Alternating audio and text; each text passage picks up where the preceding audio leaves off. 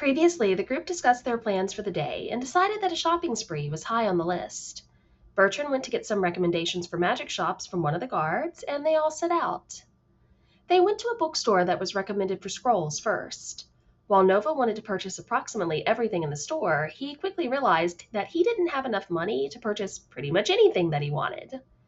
Then he had an epiphany and realized that he knew spells, so he could therefore make spell scrolls himself to sell to raise money to buy scrolls in order to learn new spells. Profit! Off to the side, Zarakir asked Bertrand if he could start teaching him Elvish, since there were a lot of elves in power in the Empire. Eventually, the group made their way to another neighborhood, where a shop that sold potions and items was located. Zarakir made a beeline for the dragonborn shopkeeper and started up a lively conversation while the others looked around.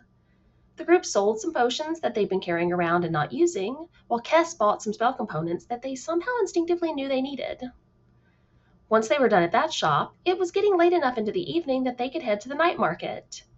The first thing they noticed was a booth set up with an obviously shrunken skeletal dragon flying loops inside a tent. There was a sign labeled the Hallow Dragon Museum, and it was essentially a small preview of the actual museum, which coincidentally was one of the places that Fran had recommended the group visit in the city. The group had a long discussion with Jacques, an individual originally from the Fey realm who was running the booth. Jacques gave them a brief history of what was known about the continent, which used to have a sizable dragon population, and he also explained that the Emperor thought history was very important and funded digs for the museum. Jacques agreed to give the group a personal tour of the museum if they came while he was working. Isaac asked some questions about the gift shop at the museum, as both he and Bertrand had children in their lives to buy gifts for. As Jacques had some toys from the museum with him, Bertrand bought a miniature dragon toy for Sod, while Isaac got one for his sister. The one that Bertrand got for Sod had a small saddle for it that Jacques had made.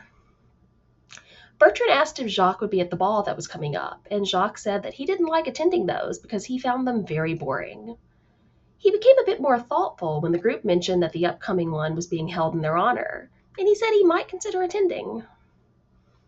As the group finally left the booth, Isaac pulled Bertrand aside and asked if he would be interested in having him make a small Sod figure to ride on the dragon. Isaac rambled awkwardly, clearly thinking Bertrand might think he was being weird, before Bertrand pulled him into a hug.